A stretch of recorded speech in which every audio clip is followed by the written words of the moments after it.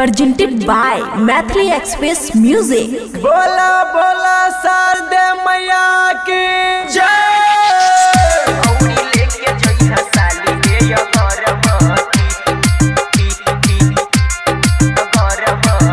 खुशी recording studio बलुआहा। दीप ले जइहा साली छिप में सजाई के आरती उतारी है साली बिन बैली माई के।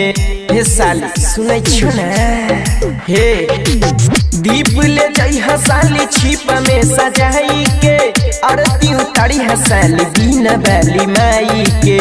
दीप जलई है साली लेके बहती हे दीप जलई है साली लेके बहती औरी लेके जइहा हे साली औरी लेके जइहा साली हे अगरबत्ती औरी लेके जइहा साली हे अगरबत्ती औरी लेके जइहा साली हे अगरबत्ती। डीजे सुमित सतीश रैमा।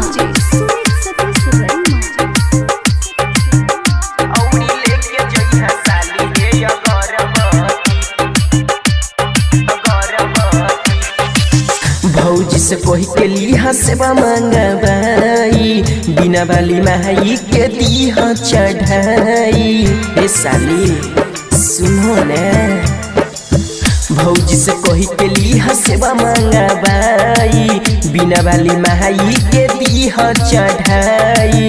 ठीक से जलई साली दीप बहती हे ठीक से जलई साली दीप बहती औरी लेके जइहा हे साली औरी लेके जइहा साली हे अगरबत्ती औरी लेके जइहा साली हे अगरबत्ती औरी लेके जइहा साली हे अगरबत्ती।